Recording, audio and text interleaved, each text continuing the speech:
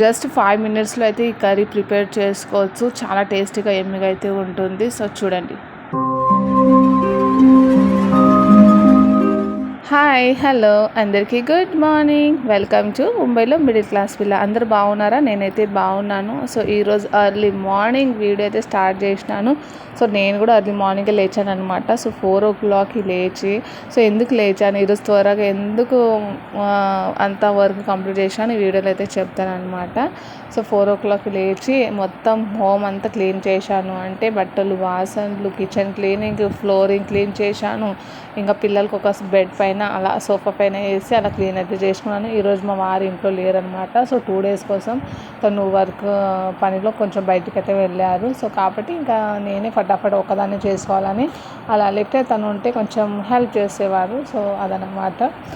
So first of all నేను ఇక్కడ ఏం చెప్తున్నా అంటే, ఈరోజు నేను తాంబేలు పూజ ఎలా చేస్తాను ఈ వీడియోలో అయితే చెప్తాను. సో ఫస్ట్ టైం మన ఛానల్ని చూస్తున్నట్లయితే సో ప్లీజ్ సబ్స్క్రైబ్ చేసుకొని చూడండి, ఓకేనా.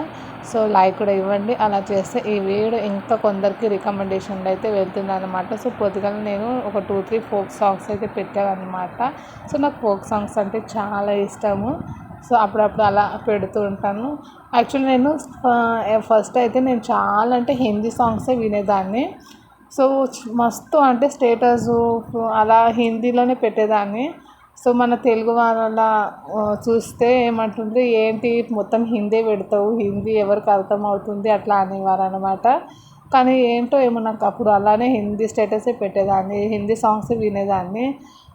కానీ ఈ 2-3 years నుంచి నేను తెలుగు లాంగ్వేజ్, తెలుగు సాంగ్స్కి కొంచెం అడిక్ట్ అయ్యాను అనమాట.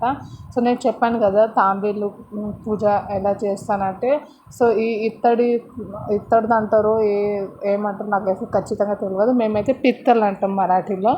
సో ఈ పిత్తల్ తాంబేలు ఉంది కదా, అందులో ఆ చిన్న ప్లేట్ ఉంటుంది కదా, అందులో రైస్ వేయాలి. సో చాలామంది వాటర్ కూడా పోస్తారు, అంటే తాంబేలు వాటర్లో ఉండాలి అని ఆ ఇంటెన్షన్తో అట్లా చేస్తారనమాట. కానీ ఇత్తడిది ఉంటే అందులో కొంచెం రైస్, పసుపు, కుంకుమ వేసి తాంబేలుకు పసుపు కుంకుమ పెట్టి అలా పూజ అయితే చేసుకోవాలన్నమాట. ఇంకా దాని ఫేస్ ఏ సైడ్ ఉండాలో నేను చెప్తాను.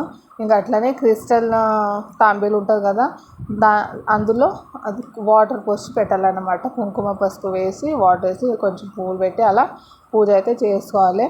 ఇంకా ఫేస్ వచ్చేసి తాంబేలు ఫేస్ వచ్చేసి నార్త్ సైడ్లో అయితే ఉండాలన్నమాట.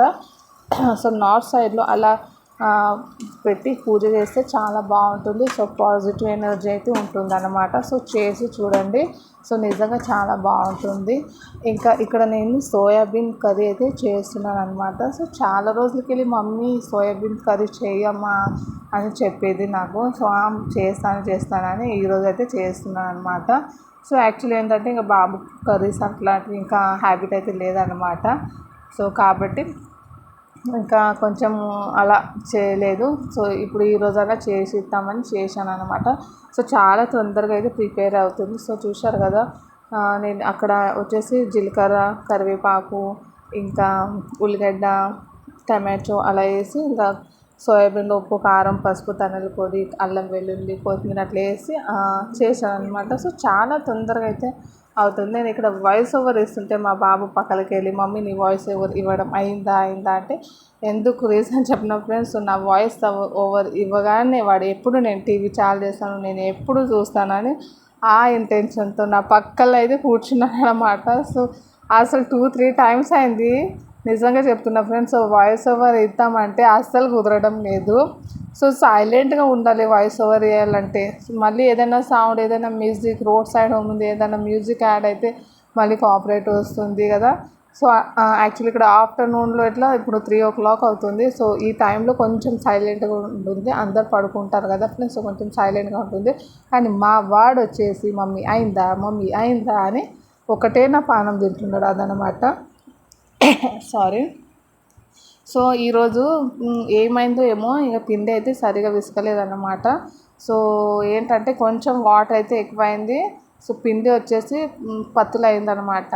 అంటే తెలుగులో ఒక్కొక్క వర్డ్స్ నాకు చెప్పడానికి రాదు, అదే ప్రాబ్లం అనమాట. పిండి అనేది మెత్తగా అయింది. సో కాబట్టి చపాతీలు చేయడం అంటే చాలా కష్టంగా అయింది. ఒక చపాతీని నేను 2 times రుద్ది రుద్ది రుద్ది పెడుతున్నా మళ్ళీ దాన్ని అతుకుతుంది, తీసేటప్పుడు పోతుంది, మళ్ళీ చేస్తున్నాను.